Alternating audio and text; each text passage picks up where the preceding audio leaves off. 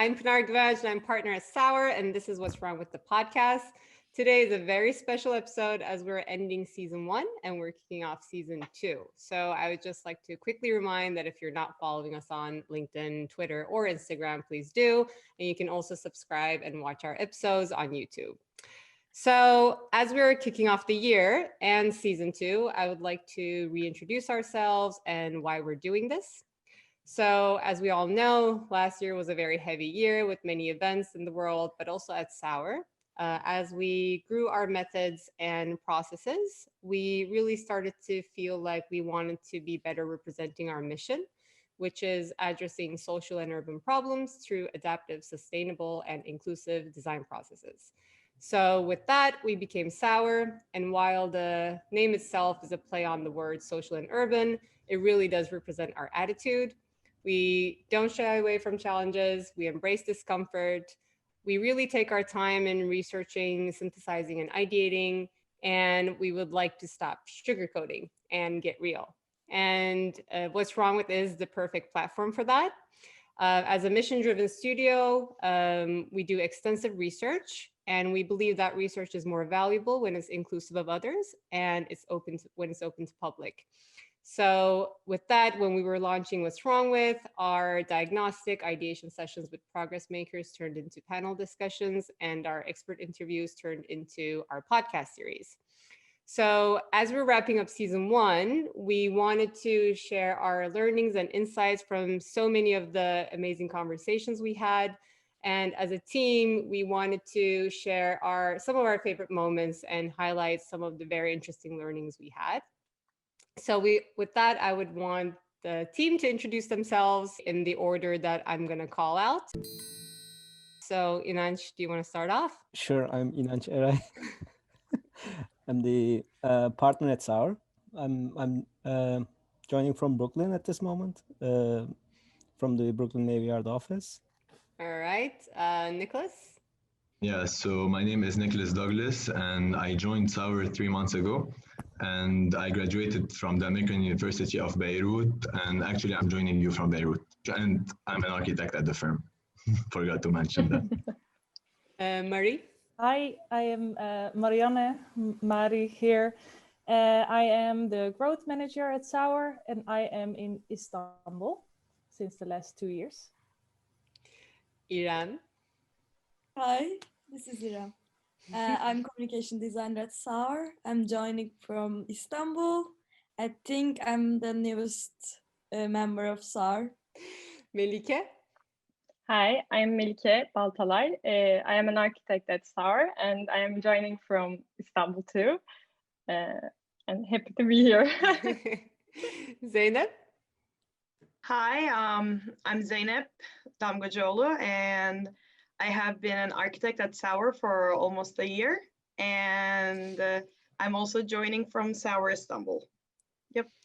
Welcome. Farhan? Yes, hello, I'm Farhan. I'm from India. I'm from Kanpur, India, North India, and I've done my BRs from Aligarh Muslim University, and I've joined SAR in January, and I work on Revit and all things related with Revit. And yes, I love Turkey also. And Yasmine? Hi, I'm Yasmine. I'm joining currently from Jordan, but I'm usually based in the Brooklyn office. I'm a design researcher and strategist at Sour. Well, welcome everyone. With that, I would actually like to pass it on to Yasmine. She does put us into thought-provoking conversations and exercises pretty frequently. And today she will have a few questions for us on season 1. Thank you, Pinar. So looking back at this past year and some of my proudest moments working with Sour as a design researcher, as a designer, and as in whatever capacity I was working on a project in Sour, I remember every question I asked you guys in every project and every session we had where we ideated. And I think my favorite moments in all of those sessions were when I asked you guys a question and you all were like super quiet and didn't know how to answer because those are the moments where we like hit on a question that was really important and where we like completely shifted the whole project. And actually the project that we came out with was much better than the one we had before. And so those are the moments that I love at Sour. I'm pretty sure you all hate them because it makes you do more research and it makes you think more, and I love them. But I think architecture is a field that tends to be very insular and tends to work in silos. And I think at Sour, one of the greatest things that happens is that this is not true. And the podcast is one of the best examples of this, because we ask questions, we ask each other questions, we ask experts questions. And so that's why this podcast is so important. And I'm going to kick off with one of the questions that I wanted to ask you guys, which is, which episode or which guest did you feel really changed your perspective and changed you as a designer? And for me, the guest that really stuck with me was Manisha from the Center for Inclusive Design in Australia. She talked about designing at the edge. And for anybody who is missing out on goods and services and experiences. And she talked about looking at the systems in our lives and trying to understand how to make them inclusive by default rather than making them inclusive as an afterthought. It's just like a different way of working.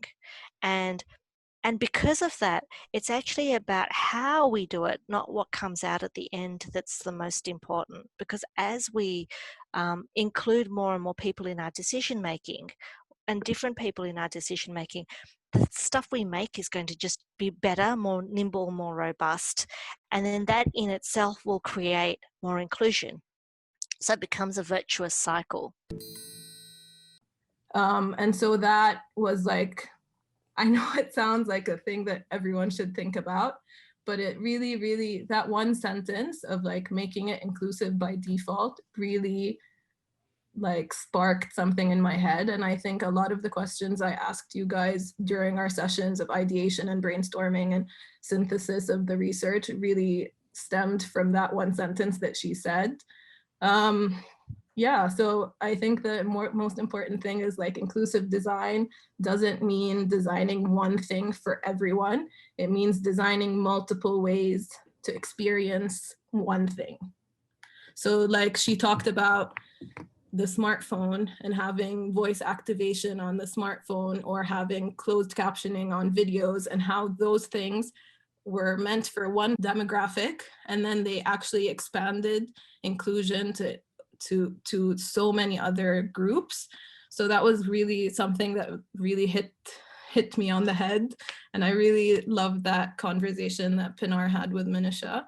But I really want to hear which conversations you guys loved. I'm going to start with Inaj. Oh, me? Yeah. So we thank the boss goes first. Okay. No, I mean, it's been an interesting year. I think it's a lot of research happened at Sour, and we did a lot of competitions. We did a lot of like projects commissions, and as well as grant applications and like furniture designs. It was kind of crazy, and I'm like salute to all of you guys. It's like you know, it feels like a 100 people army, but this is kind of like what we are doing. It's amazing. And in that sense, I think the shift you're describing is kind of like happened in a way with the insight sessions that we are having, and like we are trying to visualize and understand the research, and trying to see the big picture really. And in that sense, I think the my favorite episode was the one with Vishan Chakrabarty. He's I mean, he's such an incredible person. Like his background and like coming up growing up is interesting as well, like the way they even took a holiday to a to a concentration camp is like amazing, you know. But I think he sat at most of the seats in the profession. He's like, as a practitioner of architecture and urban design, he's become an academic and teaching, in Colombia, and then he served as a public servant for I think the Bloomberg's government mayor. Yeah. And met with multiple private entrepreneurs, and I think the perspective he brings in is kind of like a very big picture. That's why like I quite enjoyed his episode, and I think the mainly is like he's talking about history and like how we forget our history in the course of like 50 years, really, and like we start again like to question things. He mentions that like we tend to create heroes, really. We don't understand. We don't kind of like talk about the negativities and just pick like the one thing and then make it into like a heroic effort. I think we have to rethink the way in which we teach the history of architecture and urbanism. And a lot of that has to do, when you say, well, why are the whys missing? You know, to me, it's because there is this insistence that post the Enlightenment, that the powers that control the world were the good guys. From Thomas Jefferson to Le Corbusier to, you know, like we have cast this set of heroes. Yeah. Right? Who represented modern enlightened thinking, right? Even if they were slave owners. If you read Corb's statements about the French colonial project in Algeria and Morocco, where he talks about educating the Arab, I mean, Corb was completely into French colonialism. He thought it was great, you know, and like, you know, and it's amazing how this stuff isn't just a natural part of the curriculum, but instead, no, we just talk about people as heroes, right? And I think it's all about making a certain set of people, right, who control everything from government to academia, comfortable with themselves. In that sense, he says like we just need to accept that we are imperfect, and the environment is imperfect, and the building landscape is imperfect, the cities are imperfect, you know, and we just need to understand our history better, understand, and he calls it like bring in the why, right? Like bring in the why and question why are we doing things, and like history, creating this balloon or like this heroic personality. Today, even like the building or like the materials, like the building materials, the structures, or like the take housing, or like the way we build rentals, build condominiums, or even museums, most of which becomes part of a, let's say, a heroic or like a marketing thing that an architect without question follows. So in that sense, I think it's very important. It's like, and I kind of resonate with our insight sessions with that. Like we actually question, we bring in the why, we bring in like we like last week we were asking why are we building in concrete, you know, like why are we using these materials, why are we using these predefined values without questioning what they actually mean in terms of a local community, in terms of a society, in terms of like these people. How can they become actually more relevant, which helps them to become more sustainable, which helps them to become more into the users, or like the society in general, and then maybe become at the right side of the history for once. I think that is kind of very interesting for me, and it talks to our like insight sessions, and that's why like I love it. I think what you're saying is so true, and I think like why is the most powerful like question in the world, because it's never ending. Like you can keep going forever to answer the question why. It will never ever end. And I think all of our guests really did have that question, like they in their specific field, and they all some way somehow tie back into the built environment, and that's why we had them on. And for every project, really, all of our guests, and I think Vishan's episode really brought that to light very powerfully, that the built environment touches all of us, and it is impacting our health and our well-being and our everything.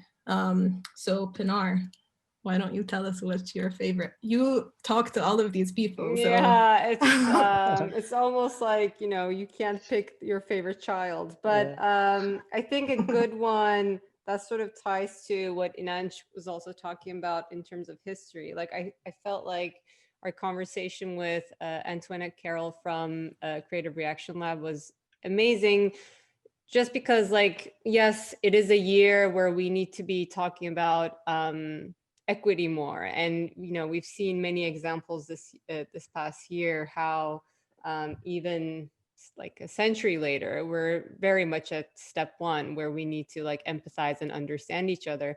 But also, so Creative Reaction Lab, they do equity-centered design, and they actually sort of created this framework, equity-centered community design, which they've won many awards for. When it comes to equality and equity, there tends to be this, I would say, historical and also contemporary tendency to focus on equality because it's easier, right? Like we want equality where ultimately I can give everyone the same thing, and then pat myself on the back and said, but I strove for equality. I gave everyone $1, right? But not actually taking into account that equity is about fairness. It's about when outcomes are not predictable based on someone's identity. Equity is about systems and history, and honestly being very conscious that it is complex and messy, and that we've never had an equitable society. And so it's easier for folks to want to go to the space of equality because it's all about giving people equal access. But when you take into account history, when you take into account context, when it comes to equity, it's not as simple as giving everyone a bike. It's really looking at how do we have equal outcomes, and that means grappling with systems that have put others above other individuals throughout our time. But also in the conversation, she did talk about how not only we don't know our history, like what we know is also possibly not true. How we present it is incorrect. And we don't even account for the trauma that comes with that history. So this ties into the frequent like white savior complex that we talk about, right? Like designers, architects, sometimes they think they're bringing in a solution to a community by creating a space or a building, and then we just leave, right? But no one's talking about, well, first of all, the community usually is not at the table.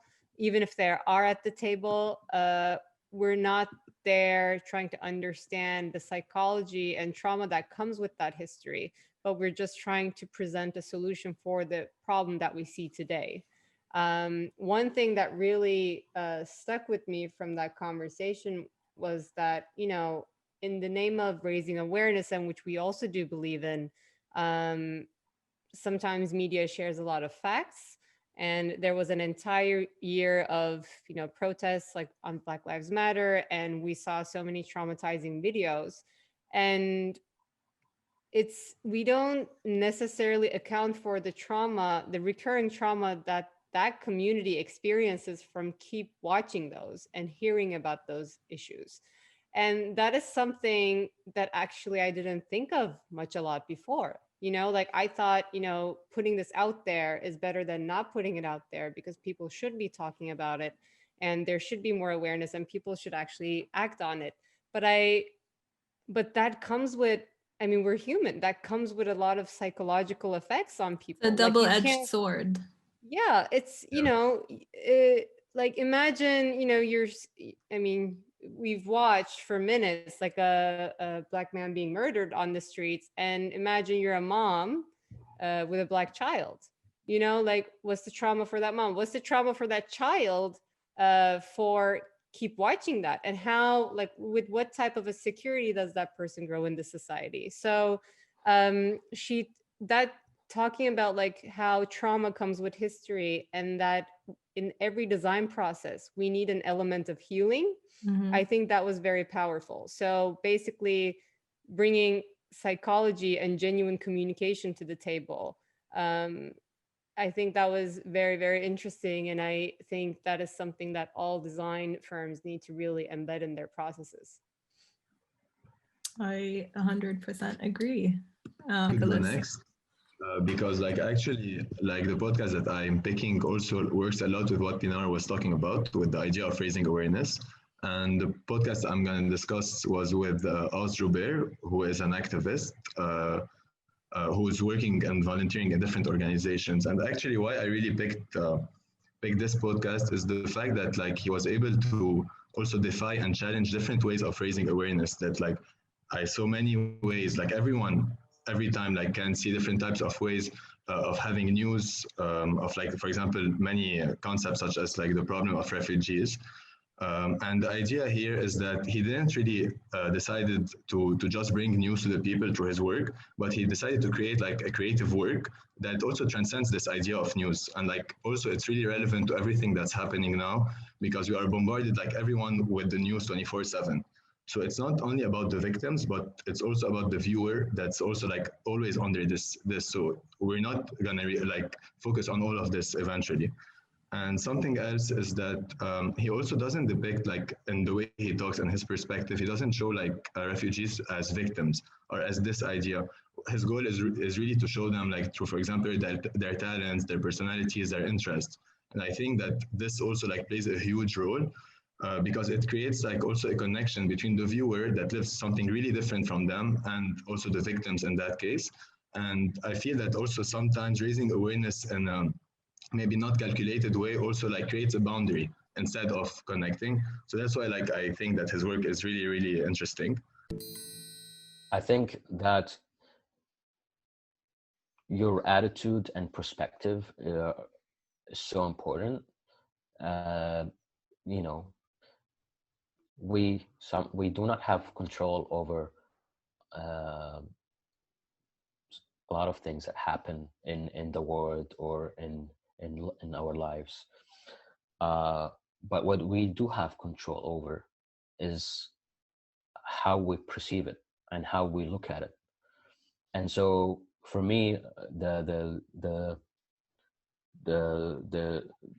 change started to happen when I stopped perceiving what happened to me as always negative and bad, and I started to perceive it as an experience that have taught me a lot and enabled me to have a special and unique outlook over these issues in a way that I can offer a lot because I've learned a lot from it. And also the power of design and creation, like by creating a movie, he would be able to attract more people to watch it. And something that's really maybe not about design, like a last also thing really important is that he shows that we don't really have to belong to a certain group or to be part of them to support them or to raise awareness about the issue or to create something about them. And since like, for example, he doesn't only focus on the refugees, he also works like on raising awareness for the LGBTQ community. So that's also something really important, I feel. Yeah, I think allyship this year has been like, or needs to be reimagined and redesigned and redefined. I think both these guests really talked about that and what it means to support or design for and design with, as opposed to like come down with your red cape and save the world. Totally.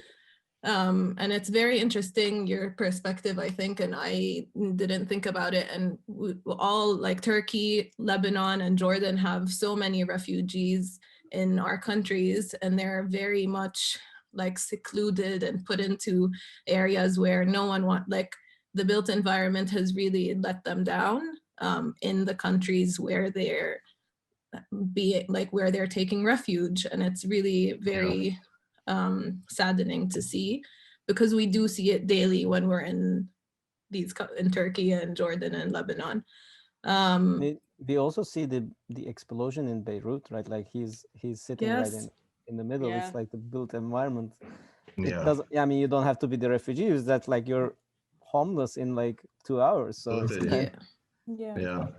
like a lot, like it really changed. I feel like, because like I was in Beirut at the time, and it really changed the perception of space, because even the idea of home, like the idea of home comes with the idea of safety, like in general, that's what it comes with. And then like the areas that are the safest in Beirut, which like I'm gonna name them even if you don't know them, like for example Ashafi or near the port, where like that's where my university was, like at like 5 minutes from the explosion. So it changes your whole perception of space and how you think about it. Yeah, definitely. That's a good point. Yeah. Marie, do you want to go next? Yeah, of course. I'm thinking about like what Inanc said in the beginning, like how we went this year more and more into the research, like also with diving into Sour and like all the social topics that we already discussed now, and like what does it mean a home? What does this mean? What does all our work actually mean, and how we dive into that. And I think what this year, what I did more and more was also like working with data more. So for all this research that we're doing and trying to understand, like if we want to create a concept that is addressing a social urban problem. So like what is easy to give us knowledge? It's data. So, and then there was the podcast from Chelsea Barabas, if I say correctly, or Chelsea Barabas. And she opened up, like she is a PhD candidate at the MIT in algorithmic decision making. And she started the podcast like quite early, saying, you know, we think data is like objective knowledge, but actually data is created by subjective humans.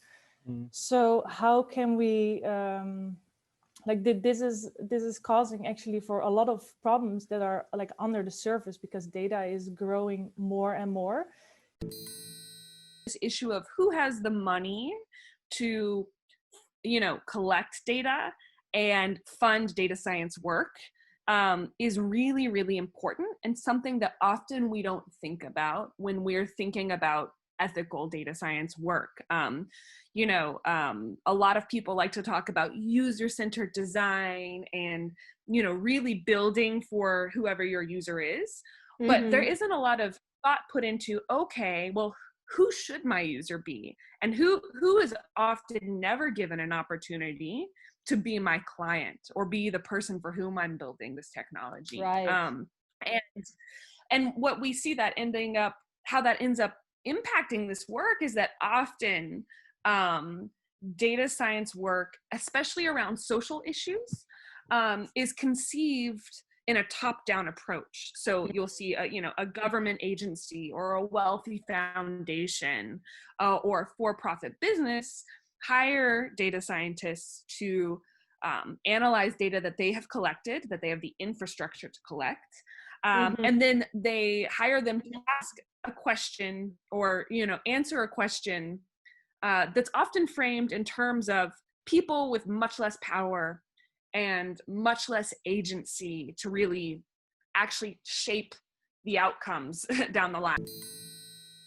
And like I said, like we are starting to use it more. I think this whole year is a big shout out to the whole digital realm and how much we spend online. But at the same time, this objective digital world we feel or may feel, or in many cases seem for the truth, is actually created by biased human beings. So after that episode, if we talk about the why, like every data that we collected had to be more also responsible in a way. So like she's really talking about how data is like working in the criminal justice systems, and then especially for US. So it became extremely relevant also again after the murder and on George Floyd and the Black Lives Matter protest. Like how can it happen? Like it became again relevant after yesterday. I mean, the shit breaks loose, if I can say it, and nothing happens. So there is something that is feeding our perspectives on the world that is not changing our perspectives. And she also says like data and what we see online has a big impact in how we perceive the world. And if the data is created by, you know, the ones who has the power, like say the people in Silicon Valley on their throne, then we will keep that biased data also in our, like maybe in our unconscious. So if I want to do good, but there is still this layer in me that's being fed, you know, with prejudgment somehow, then it really was a revelation, like, oh, like my safe space is actually also not that, I cannot assume everything from the internet for the truth. And of course we were not doing that, but like in some moments you're like, oh, whoa, a 10% rise of this, and then but now it's like, okay, wait, what is the source and who is saying this? Like, are there more people saying this? And especially for architecture and design, I think this year has been a big shift where our profession has become more and more understood as a problem-solving solution. So not just something that is something we see that takes space or that we move in, but something that can actively address some of the issues that are around. So we need to have that good sources. So yeah, I think that fact checking that we're doing and that we're getting, you know, that we're doing good, I feel, and using the sources in a very you know, like the selecting the sources that you're using as also has to be careful, and you have to be, again, like not doing research on your research almost with the amount of research that is out there. Well, we said on like keep asking the why, right? Like act like a toddler, just keep asking the why. Pinar, I think it also helps that the configuration of Sour is like we being very diverse team from all over the world. It kind of like helps us to keep us in check. With all the bias, because, you know, like if this is like just a European team, they already have like kind of like grow up with a baggage, or it's like more like the way of thinking, or like just a British team, or just an American team, just a Turkish team could have a perspective that they didn't even know they like like in their mind they basically accept and not question and move on with it, and that's why that brings up a perception of things in a way. But like with being such a diverse group in Sour, I think we are actually helping kind of like opening Pandora's box every time. It's like, and like it's like really, and it's a good way to sort of like hack the current, I guess, environment out there in terms of data landscape, because data simply needs funding. So whoever has the money is backing the data, and so therefore data becomes biased, because where is that funding coming from? So but to like a quick fix to that is having a diverse team that look at the same data in different ways. So we don't necessarily wait for the, you know, top-down change, but we can simply create a bottom-up intervention where how we approach data. But also I think something we do that not all architecture firms do or design firms do is that we reach out to the stakeholders that we're designing for as well. So it's not just quantitative data that we look at. We really try to understand the user or the consumer or the customer or whoever it is we're designing for. And that's like the biggest part of my job actually, is to do the surveys and to do diary studies and to really do ethnographic work and really understand who we're designing for. So I think that makes the research a little bit more well-rounded. I don't think data is ever going to be unbiased or completely impartial, because like it's just human nature to Yeah. have a tendency to be that way, but I think we do try to cover as many bases as we can when we're working on a project, and really try to bring in like expert opinions and the people we're designing for to help us design. And I think that's really like amazing. And I want to use this as an opportunity for plug-in. If you're reaching out to experts or any stakeholders, their time needs to be compensated. Yes. So I think the industry is guilty enough, and this also ends when it talks about like people are, you know, expected to show up and share all their personal experience and lived experiences, she says. And they're not seeing that as expert consultancy or help, and they're not even being compensated. And that's the common problem in the industry, which we need to understand and see their time as, you know, valuable consulting minutes, which need to be compensated. 100%. Zeynep, do you want to go next? Sure. Yeah. So I think this season, while listening to all the podcasts, I was thinking about, you know, how, especially after Vishan's podcast, how when he wore so many hats throughout the years, as an architect, he gained knowledge in many things. And that really made me think about how architecture kind of as a profession is not really just like building buildings, but also kind of includes this rhizome of thinking methodologies. So you're kind of, it's more of an ideology. And I think that's why as Sauer, we can feed from and question so many things in the world. And I think that's one of the biggest things that our podcast is offering to people, because we can bring in so many different perspectives.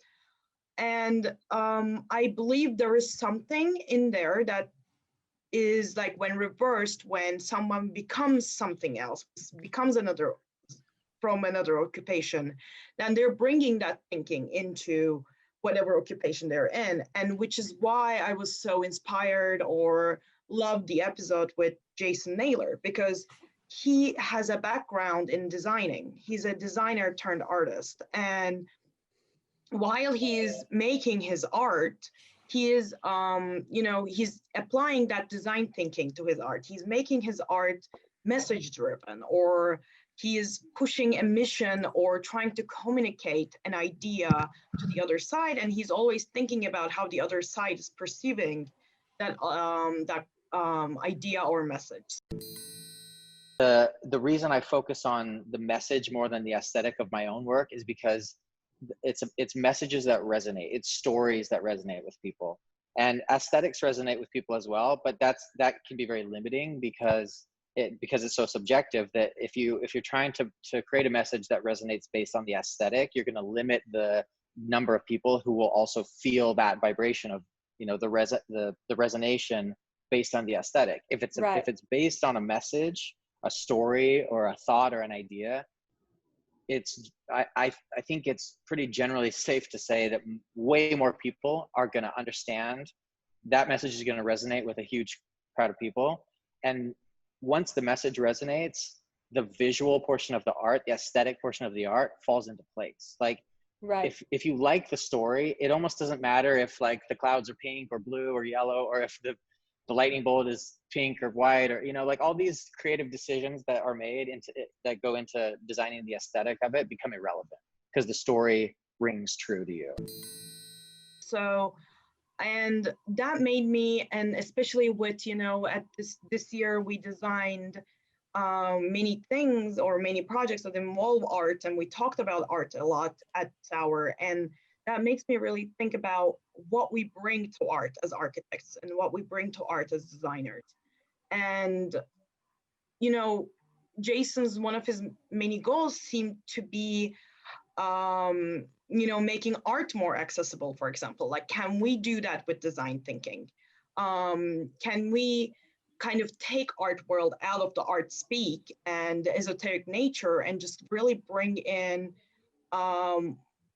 and start thinking about are people understanding what I'm trying to like express, right? And that was one of the things that Jason said. He was saying how when he was distinguishing between designers and artists, he was saying artists really express, but designers communicate.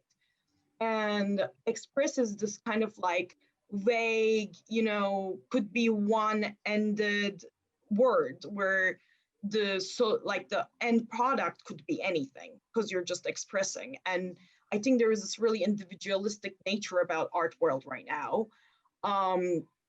So that kind of pushes the accountability onto this kind of space that is not connected to them. So then design thinking can then connect, you know, that the accountability back to the artist, because are you communicating what you need to, or are people really understanding, you know? And you know, there are many examples of commercial artists in the world right now, like Jeff Koons, or, you know, not to name blame, but you know, it's so that are just kind of making something and then just ghosting the rest of the process. So and I think, in my opinion, this reflects back onto the art world as well, this kind of idea of accountability or not taking accountability, back to the institutions of it and the other occupations around the art world. So I think that also connects back to, for example, how when we did that amazing panel, the What's Wrong with Art this year, how Damian Davis was talking about how institutions of art never thought about accountability because of their colonial roots, for example, because they never had to take accountability. They never, when they took those artifacts, when they took those things, they never had to think about their history, which connects back to what history represents that we were talking about as well. So I think that also is a very, you know, big issue about are art institutions taking accountability? And so I think that with the pandemic itself, there's always, you know, we talked about this a lot where, okay, are they taking responsibility? Are they being more inclusive with the pandemic? Because, you know, they had to close their doors, and now there are all these virtual tours or all these virtual lectures that are sometimes free even. Then is it becoming more accessible? We were thinking about this, but then also we need to think about the other side of the coin, where MoMA and more cut their education and outreach departments first. Like, then is the pandemic really changing anything, or are they just going to revert back to what it was before? So I think Jason Naylor's, you know, this idea of bringing design thinking into art and really trying to then communicate and understand where you stand with the thing you're putting out to the world, as we do it as architects always, or as we're trying to do at least, you know, as Sauer, is very vital. And I really kind of applaud him on kind of taking that approach when he's making his art. I think you hit like a very important point where when you were talking about the democratization of art and design, and how Jason and even Joel Bergner and all of these people who are bringing art back onto the street and back to the people, so that you don't have to pay like the $30 entrance fee to see this work of art is really important. And I mean, not to say that museums are not important, but also that like bringing art to the people and making people feel something, even when they're walking to work or going to get a cup of coffee, to have like beauty in the everyday built environment is there's like something important to mental health with that, I think. And I think all of the What's Wrong with Art and all of the guests on the podcast who came on and talked about art really did touch upon this, about how art influences us mentally and physically, really. Also, to see all these beautiful things in the built environment is very important. Yeah, definitely. Actually, I found very inspirational the episode with Dr. Lucretia Berry, who has similar thought with us, Jabbar Nicholas mentioned about me being not a victim at all. She's a teacher and activist, TED talker, I guess, mother, and she is the founder of Brown City. And she was explaining the issue of racism, which is often an emotional approached issue in a very neutral way. So this made me realize that issues such as racism, maybe feminism, speciesism, that we need to raise our awareness about, beginning in language. Sure, black is black, not chocolate, or a woman, not a flower at all. But as a designer, I think the old school methods are unnecessary for now, like these stereotypes. It's time to reject these kind of stereotypes. So Dr. Berry's perspective on her organization and her family and society was enlightening in this regard. So it's also quite close our thought that sour coating, stop sugar coating thing. And so by coating her, we cannot attend an advanced math class without knowing 1 + 1 is 2. And we cannot start design without knowing the society, and we cannot continue the society design without updating ourselves. So I think it was really inspirational for me. Yeah.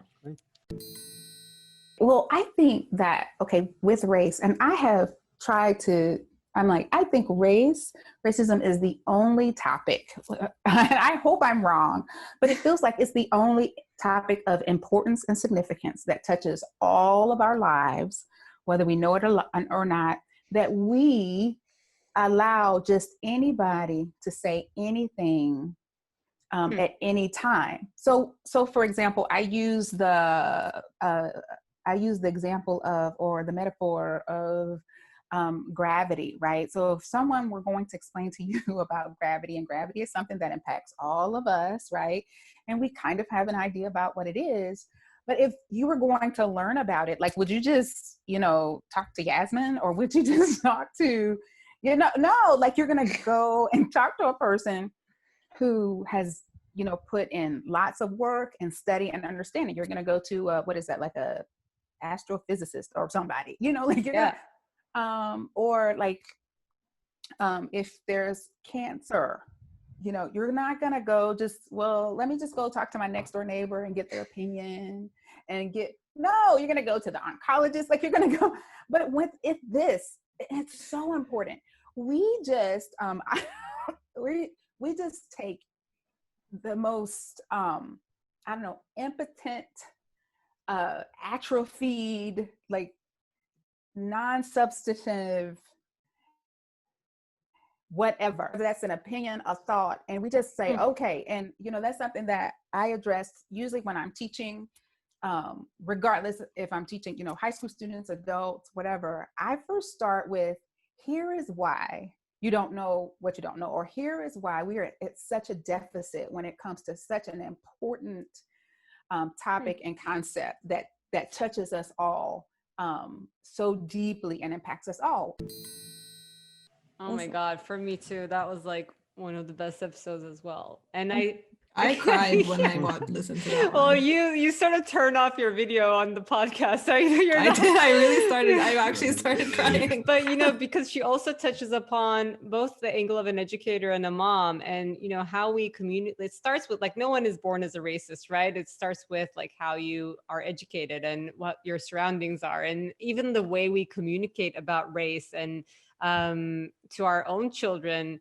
Like, she was saying, why are we even talking about, like, oh, like, mom, like, how did I become like this? And you're like, oh, your dad is vanilla, I'm chocolate, like, that is such a, and it's pure biology. Just talk about biology. And she's saying, like, grown adults, like, they don't understand the difference between race and ethnicity. They don't know how to talk about race. They don't even understand why different skin colors come about. And if we were just like raised with these facts and like pure, it ties back to what we say on like history, you know, like real genuine understanding of what is going on. There is like really no reason for this social issue to exist. It's a man-made issue. Like we created it's because really the issue is really not race, it's racism that's the issue. Yeah. And I think that's like where people get really tripped up. Like race is biology, like it's really just how you're born. It's not something that can change. Racism is the problem. And so I think that's like really important to get through people's heads, that we're not talking about race, we're talking about the way you react to it and the way that you're perceiving race, not like the biology of it. Yeah. This And it goes can be back to carried. that- Oh, sorry, Zeynep, but it can be carried into so many industries too. The way she approaches the subject, and even like what Zeynep was talking about, like art too. So it's a very good episode to really understand like communication 101. How do I start the process? Yeah. I think it also ties back to how we present the data, right? When Yasmine was saying, like, it's about racism and not race. It's, you know, it's the case for any kind of like, you know, when we talk about like rape victims, you know, we're talking about their names before we talk about the rapist itself. So I think this is how we represent the data itself, is makes it about race maybe more than the racist himself or herself. So true. Bias in data. Yeah. All connecting to each other. Melike, do you want to go next? Yeah, I can go next. For years, we are trying to find solution to problems, looking for a single correct answer. But when we look at it now, we see both problems and all professions' solutions are interconnected, and they are touching in each other, like they are accumulating in one bucket, what we call as world. Each podcast are like drops dripping in this bucket, I think. There are some bitter drops in the bucket, such as exclusion, violation, harm, global warming. On the other hand, there are many sweet drops like resilience, equity, inclusion, diversity. Each approach, each subject that came into this bucket for reducing the bitterness of the others. This whole process is actually an effort to find a balance of the constantly changing system. Also, in this bucket, there are a lot of things that all living things that try to survive, like the community's traumas. We should pay attention to that, and with every drop that comes into that bucket, people must erase their minds, erase their learned, and adapt it again. To see how adapt to today's world, episode with Duncan Baker Brown is one of my favorites, actually. I am thinking that now with the pandemic, we are trying to adapt to the new changes. Like we are trying to put aside all of our memorization and learn something new, learn how to live with this situation. And pandemic is another local problem. It's a global problem, and it's a problem that concerns us all, just like environmental crisis the world is experiencing. Like global warming, which we have been much more aware of this recently. It's like it's a message like from the world, like that's enough. And therefore, just as we trying to find solution to a pandemic together, we need to work for the planet together too. There is nothing we can do to prevent environmental crisis now. It has already come, but we need to act now to protect what we have, actually. 21 or 20 and in the School of Architectural Design at the moment is the best place to be. There's so many questions that need answering again. And, you know, we're not just in a world where we're going from modernism to deconstructionism, in fact, modernism, to postmodernism or whatever. That, you know, that's just a coat on the body of the whole thing, and we really need to think fundamentally about how to design places and cities again, and how those cities relate to the natural environment. And it's very exciting. Before the Duncan Baker Brown podcast, in an article I read something like the fashion industry accounts 10% of global carbon emissions, and like 3 out of 5 clothes we purchased, we are just throwing them away. And a cotton needs 100 times more water than tomato. And if you want a jean, this jean requires like 7,500 liters of water, and it means that it can fill 20 bathtubs. We can just fill it. I'm not even talking about the coloring and the shipping of this. And I realized something when I read this. We are not aware of what are we wearing. When I look at it now, I see we are not aware what are we living in. We don't feel a responsibility for the places that we live in. We need to be more responsible, and we need to understand what's going on. In Duncan Bacon Brown's podcast was like an opportunity to see to raise awareness and rethink our actions, actually. In the podcast, first thing that hit me was the term of Anthropocene. The term is using for a human-made geological layer surrounding planet Earth, actually. It's the accumulation of human traces. I never think about how much we are affecting our surroundings before. I'm feeling like Earth is a core, and we are covering it with our own spider web. As Duncan said, there is more copper above ground now than below. It drives you to think about what we have and what we could do with it. We already have much. We don't need to dig more for it. Like, we don't need to take more from Earth, actually.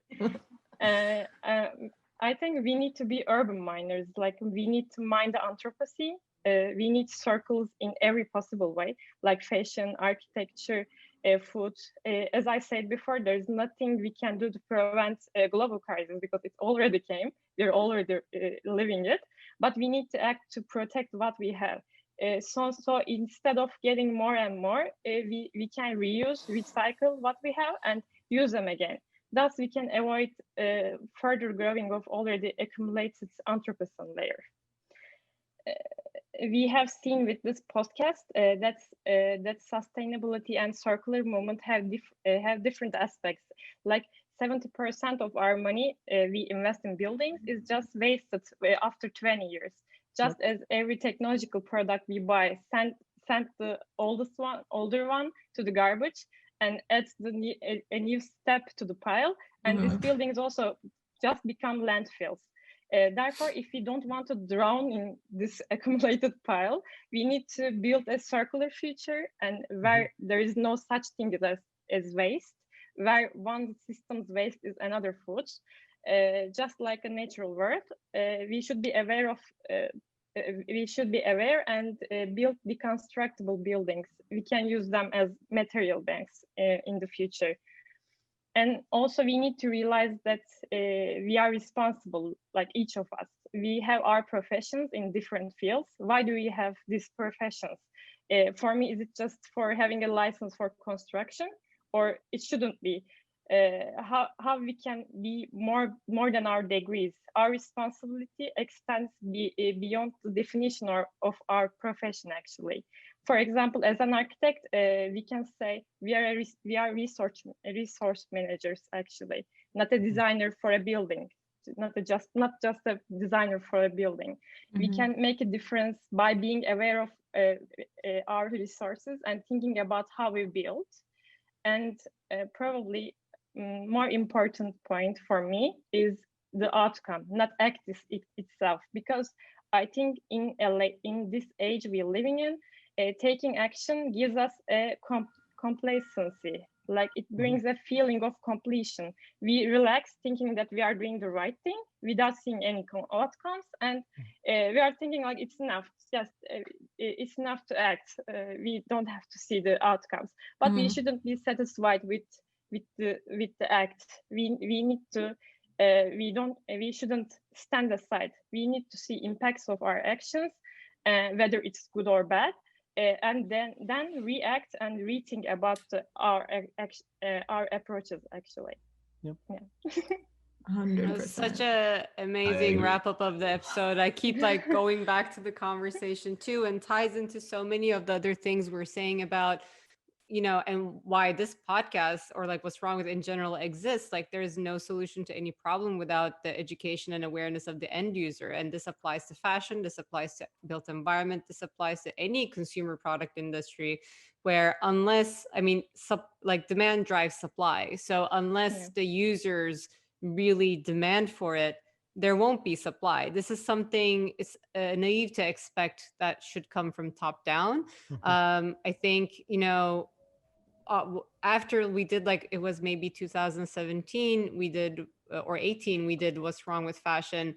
It was a huge realization, and we were all guilty of it. You know, like we had no idea what we were wearing. And I even think in the Volleyball episode, remember, I also cried in that one because Yasmine had a trauma afterwards from like some of the facts that Nick was sharing on the podcast episode with Volleyball. And it's really like, it's on us to like educate ourselves. What are we demanding from what we're wearing, what we're using, the spaces that we're in, the apartments we choose that we live in? Not just like, does it get light or does it have 2 bedrooms, but the questions are more, which materials did you use? Was it built in a fair way? Was it ethical?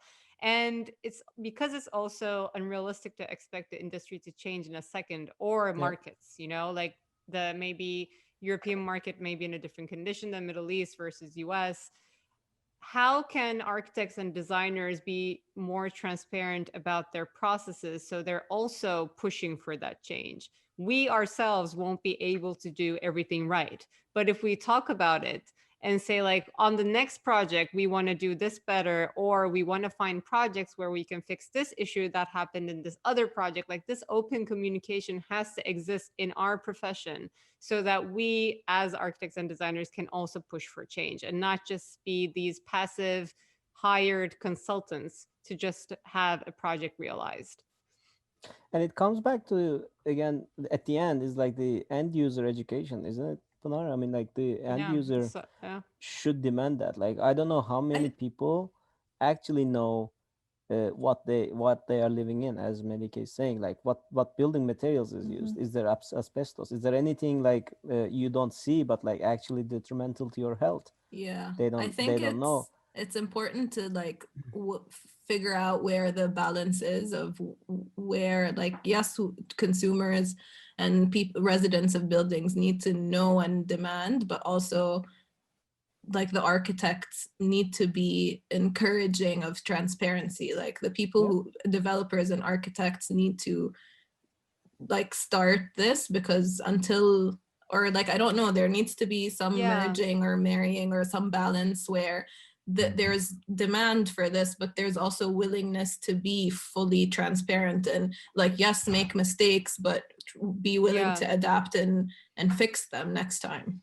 Yeah, and to what Melike was saying in terms of like not just act and move on, but do we also follow through the like in the lifespan of the building itself and see how it's performing and continue to educate ourselves? Like we saw the earthquakes that happened in Turkey a few months ago, and imagine, you know, you're an architecture firm working on a building and then your building collapses and people die, right? And so first of all, are you responsible? Like, were you even aware of the construction process? Maybe the developer just like improvised and moved on and you had no idea. Maybe your project was not realized at all. Maybe you weren't aware, but should you be aware? Like you actually, maybe you should be following through how that building is performing. And if you see something unethical being done, like speak up, right? Like we can't just get paid and move on. I think the profession that we're in, we may not be doctors, but we're also, to what Nicholas was saying, we're responsible of creating these shelters for people, right? The safe spaces, the spaces that inspire and affect so many lives. So we have to be in touch with what we're putting out there and keep tabs on it, really.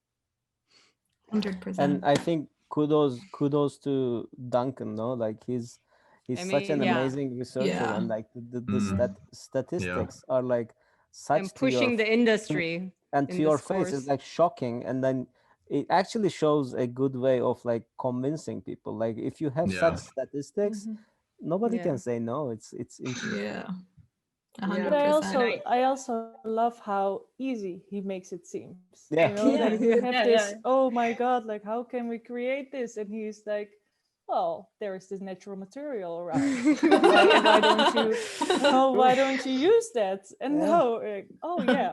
And he's also like, he made a great point in, like, he was saying now the first time ever the freshman students he's teaching are climate strikers.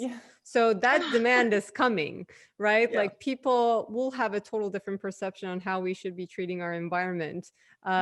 So I'm more like, I have more faith in future generations, but like this is also why to him I think it comes so easy and natural. He's like, it's there. You know, this is going to be the only way to do it. You better start acting on it. Yeah. And I also really like how he just like makes it happen. You know, it's not just him being like, okay, these are the stats, and like how I personally learned in architecture school, where our professor was like, well, you know, you got to be environmentally friendly. These are the stats and we're going to scare you, but we're not really going to show you a method of actually making how to follow through better. Yeah. And with Duncan, it's like he shows you, oh, use this method, but if you can't do that, use this or that and this and that. And like, it's just, I think that's what makes him a very much of a pioneer in this field, where it's like, he's not only just talking about it, but he's also doing something about it. So 100%. Yeah. And last but not least, Farhan. Yes, I looked at the Dr. Richard Bryan. He was telling about. Oh my God, the podcast. he was telling about desertification. So according to me, what I derived was that we have to take care of things which take a lot of water. Like if we are designing buildings, we have to use landscaping and avoid doing things which take up a lot of water. Like in California, the water level is very low because they have made the turf. Turf is like the green grass outside, and the area is of desert climate, but they are using turf area, so that lowers the water level. So we don't have to do anything because architects are like the boss of the construction. So if we are using lots of water, and then we are making fools of ourselves, because people will say that, oh, you made this and now the water level is low in our area. So he was talking about desertification, and also we can reverse the desertification by the eco-friendly techniques, like they can be carbon credits and all, and solar farms and wind farms, all.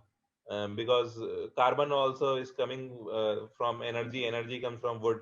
All that is like stacking up on the environment. It is impossible for us to fix the biodiversity question, and it is impossible for us to fix the climate question if we do not understand that the land question is intricately tied to this. We must understand something here, that this planet is one system. And you might not see it yet, but when you affect this side, sooner or later the whole system becomes affected. And that's a reality. So especially in desert climates, it is very essential. Like in Middle East, most is desert climate. So it is very essential that they use very cautiously the design. Like in Dubai, they are using lots of like green areas and all on the sea fronts also, lots of green area, but the water table is not there. There are no rivers and all. So also in Sahel region in Africa, there is no water. So so we as architects, we have to take care that we don't design something that takes up huge amount of water and causes more desertification. I learned from that podcast. And so in Turkey also, I think the water level is going down, and we have to take care of that. But so that's it. Yeah, I mean, and I just highlight the fact that the way he talks about decertification, like it's sort of like ingrained in my brain now. Like I can't forget about it because he's such a good storyteller, which is so crucial for this like topic though, because climate change, decertification, these are all like big words, like biodiversity. What does it really mean? How does it connect to my day-to-day actions? I think that is something he touched upon, like because we feel like, oh, decertification, yeah, it's a problem. How can I address it? I don't know how. It's a big subject. Probably scientists needs to address it, and then it becomes like someone else's problem, right? But that's not the fact. And the way he talks about it in such like in simple and accessible way, I love that episode so much. Like I will never forget that conversation. He's amazing. Thank you. So great pick. Yes, I did the lead exam. So in lead they teach us. It is very essential for architects to get like lead accreditation.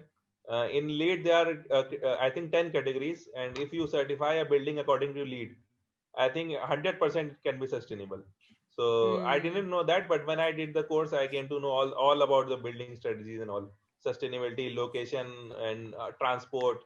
How to locate a building, not very far, not like nowadays we are making cities outside the urban areas and in a new place.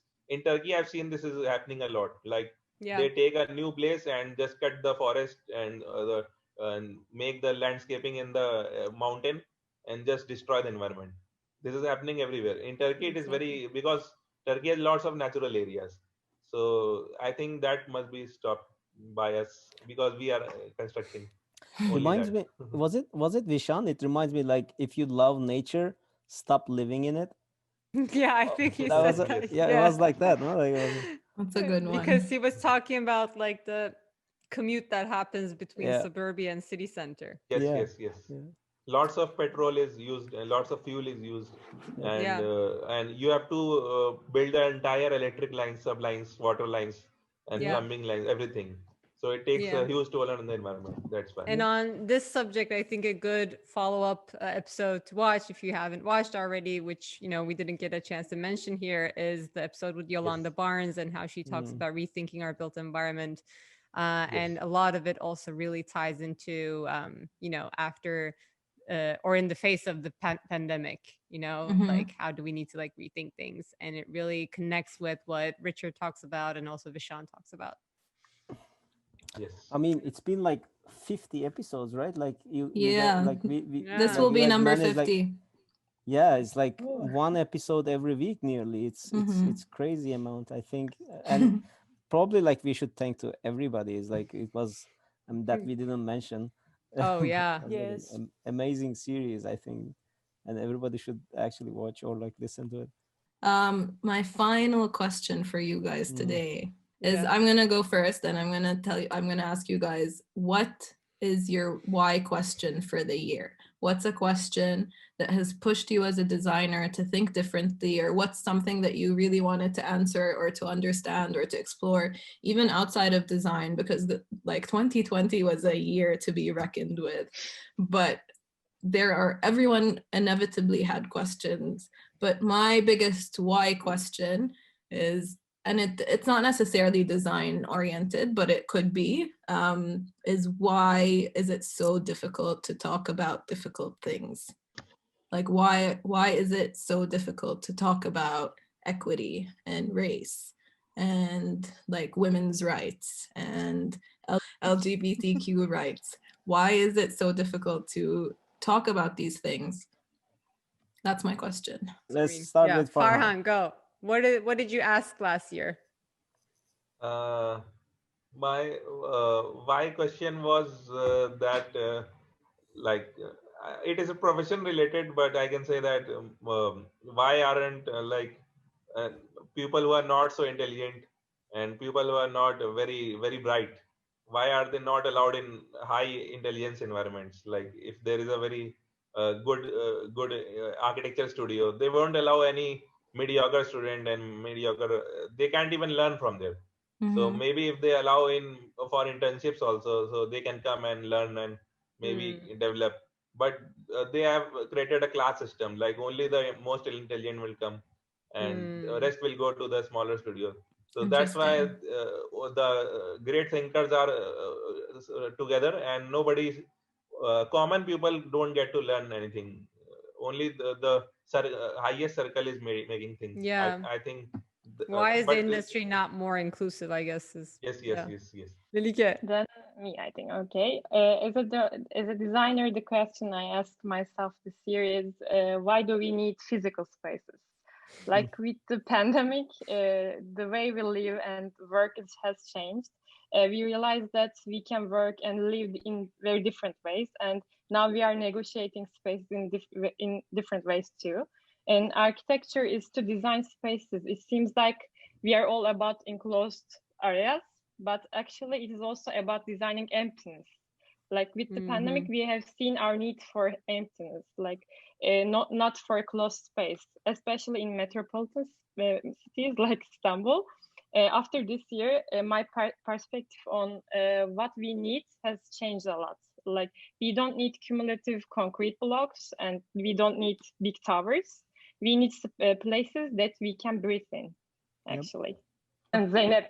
I think the question that I asked was, why is it so hard for things to be accessible to others? And I think that was kind of like tied with like Farhan's question of why are we not bringing in other people into, esoteric environments? Like, why is it that we make things so mysterious when it is like this high intelligence thing? And I think that was like, when we were talking about art too, like, which is why I kind of was thinking about that, is why is it that we don't ever want other like people who are maybe not in that speak to understand what we're talking about? And I think this is also a thing that architects also really do a lot.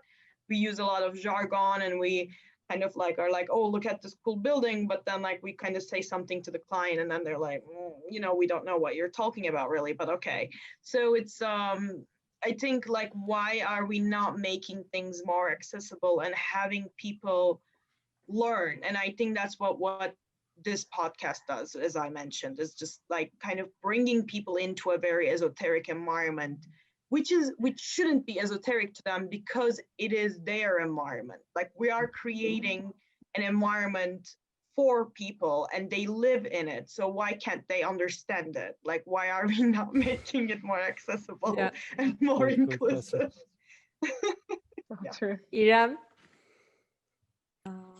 In a way, my question is close to Melike. How far will be restricted in general, abstractly and concentrately? And all these difficult times, I question this about my work and my society I live in. Sometimes in good faith, sometimes in not. I'm talking about the questioning the boundaries. So, question. Boundaries. Why boundaries? Marie? Yes. Yeah. So my first idea is my daily trip to the supermarket. I have a lot of whys. Like, why am I using a plastic bag for every tomato I'm picking? Why is there so much meat in the supermarket, especially in the Netherlands? Like it's ridiculous. Like, why are we eating? Why am I drinking this sugary, fabricated drink? So I would say mostly environmentally, there's a lot of why questions. Like, why are we still not making individual change to our daily behavior? Because it's not that hard. Why are we not putting the plastic and the glass apart? Like the little whys, let's say, that you are encountering on a daily basis. Like, Great. When will we go? That can be Nicholas. like lyrics of a song, Nicholas. So my questions come actually from a very personal experience, like in the beginning of January, but that are actually universal.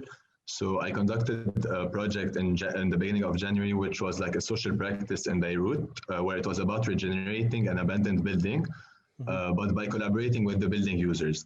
And why I'm talking about this, because like the main questions were, like through the project, I was able to question them, is that why do we perceive buildings as something that is fixed? And why do we always build more?